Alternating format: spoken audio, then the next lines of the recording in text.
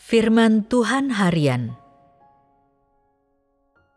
Banyak kesalahpahaman manusia tentang Ayub. Penderitaan yang dialami Ayub bukanlah pekerjaan para utusan yang diutus oleh Tuhan, juga bukan disebabkan oleh tangan Tuhan sendiri. Sebaliknya, hal itu secara pribadi disebabkan oleh iblis musuh Tuhan. Akibatnya, tingkat penderitaan yang dialami oleh Ayub sangat mendalam. Namun pada saat ini, Ayub dengan sepenuhnya menunjukkan pengetahuannya sehari-hari tentang Tuhan di dalam hatinya, prinsip tindakannya sehari-hari, dan sikapnya terhadap Tuhan, dan inilah faktanya. Jika Ayub tidak dicobai, jika Tuhan tidak mendatangkan ujian kepada Ayub, maka ketika Ayub berkata, "Yahwe yang memberi, Yahwe juga yang mengambil, terpujilah nama Yahwe," engkau akan mengatakan bahwa Ayub adalah seorang munafik. Tuhan telah memberinya begitu banyak harta, jadi tentu saja dia memuji nama Yahwe. Jika sebelum mengalami ujian Ayub berkata, "Apakah kita mau menerima yang baik dari tangan Tuhan dan tidak mau menerima yang jahat?" Engkau akan mengatakan bahwa Ayub membual dan bahwa dia tidak akan meninggalkan nama Tuhan karena dia sering diberkati oleh tangan Tuhan. Engkau akan berkata bahwa jika Tuhan mendatangkan malapetaka atasnya, dia pasti akan meninggalkan nama Tuhan. Namun, ketika Ayub mendapati dirinya dalam keadaan yang tak seorang pun mau mengalaminya atau melihatnya, keadaan yang tidak diinginkan seorang pun untuk menimpa mereka, yang mereka takut akan menimpa mereka, keadaan yang Tuhan pun tidak tahan menyaksikannya, Ayub masih dapat berpegang teguh pada kesalehannya. Yahwe yang memberi, Yahwe juga yang mengambil, terpujilah nama Yahwe. Dan apakah kita mau menerima yang baik dari tangan Tuhan dan tidak mau menerima yang jahat? Diperhadapkan dengan perilaku Ayub pada saat ini, mereka yang suka mengucapkan perkataan yang terdengar tinggi dan yang suka membicarakan huruf-huruf yang tertulis dan doktrin, semuanya tidak mampu berkata-kata. Mereka yang memuji nama Tuhan hanya dalam ucapan, tetapi tidak pernah menerima ujian dari Tuhan, dihukum oleh kesalehan yang dipegang teguh oleh Ayub, dan mereka yang tidak pernah percaya bahwa manusia mampu memegang teguh jalan Tuhan, dihakimi oleh kesaksian Ayub. Diperhadapkan dengan perilaku Ayub selama ujian ini dan perkataan yang dia ucapkan, sebagian orang akan merasa bingung, sebagian akan merasa iri, sebagian akan merasa ragu, dan sebagian bahkan akan tampak tidak tertarik menolak kesaksian Ayub karena mereka tidak hanya melihat siksaan yang menimpa Ayub selama ujian dan membaca perkataan yang diucapkan oleh Ayub, tetapi juga melihat kelemahan manusia yang ditunjukkan oleh Ayub ketika ujian menimpanya. Kelemahan ini mereka yakini sebagai celah yang dianggap ada dalam hidup Ayub yang tak bercela, noda dalam diri seorang manusia yang di mata Tuhan tak bercela. Dengan kata lain, ada keyakinan bahwa mereka yang tak bercela adalah manusia tanpa cacat, tanpa noda atau kekotoran, bahwa mereka tidak memiliki kelemahan, tidak mengenal penderitaan, bahwa mereka tidak pernah merasa tidak bahagia atau sedih, dan tanpa kebencian atau perilaku lahiriah yang ekstrim sedikit pun. Sebagai akibatnya, sebagian besar orang tidak percaya bahwa Ayub benar-benar tak bercela. Orang tidak menyetujui sebagian besar perilakunya selama ujiannya.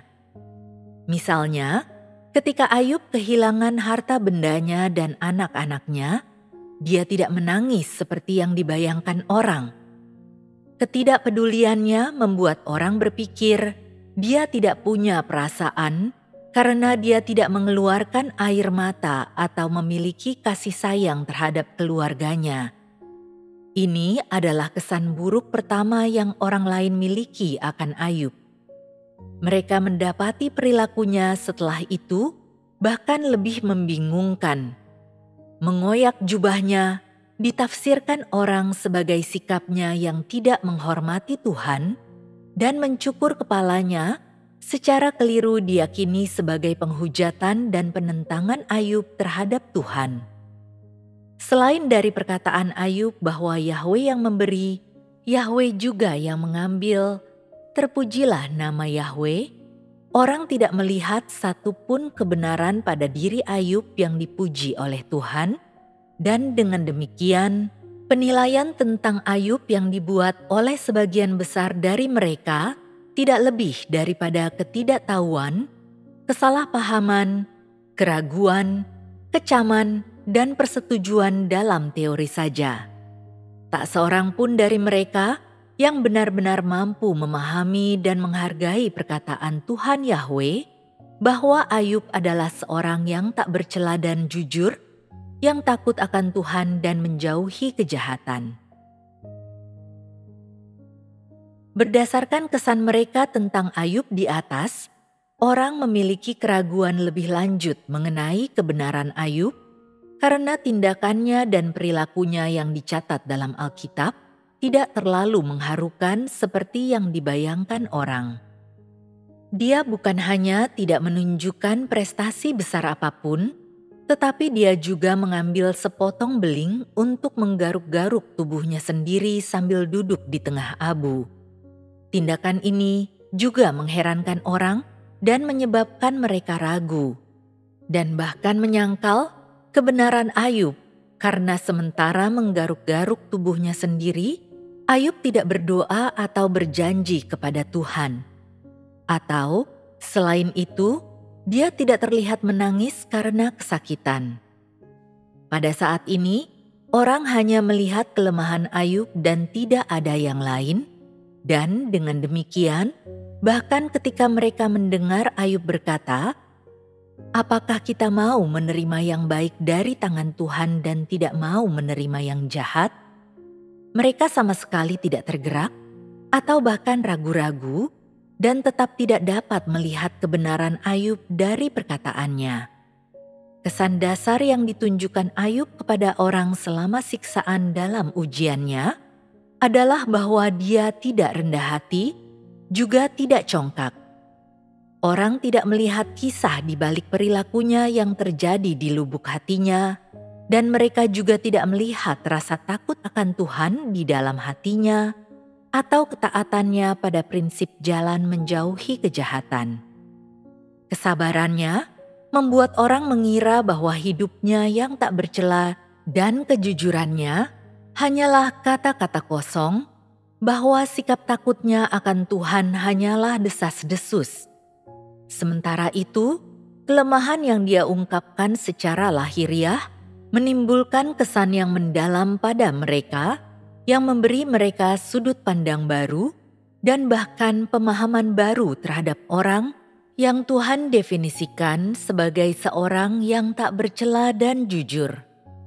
Sudut pandang baru dan pemahaman baru seperti ini terbukti ketika Ayub membuka mulutnya dan mengutuk hari kelahirannya. Meskipun tingkat siksaan yang dideritanya tidak terbayangkan dan tidak dapat dipahami oleh siapapun, Ayub tidak mengucapkan perkataan yang membangkang, tetapi hanya mengurangi rasa sakit di tubuhnya dengan caranya sendiri.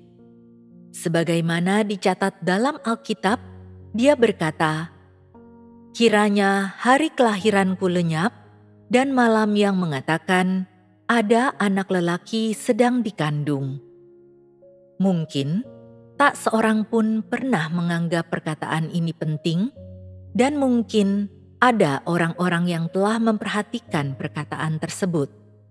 Menurut pandangan engkau semua, apakah perkataan itu berarti bahwa Ayub menentang Tuhan? Apakah perkataan itu merupakan keluhan kepada Tuhan?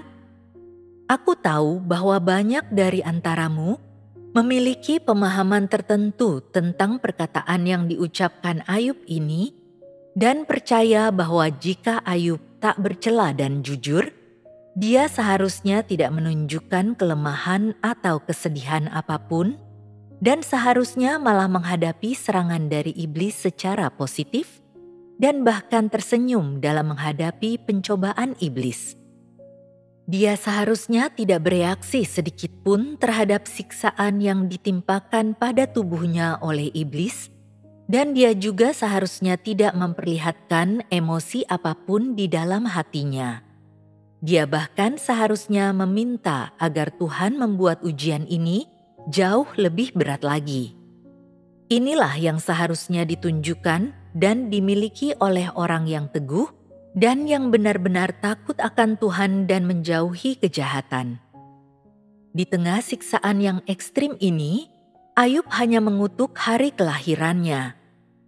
Dia tidak mengeluh tentang Tuhan, apalagi berniat menentang Tuhan.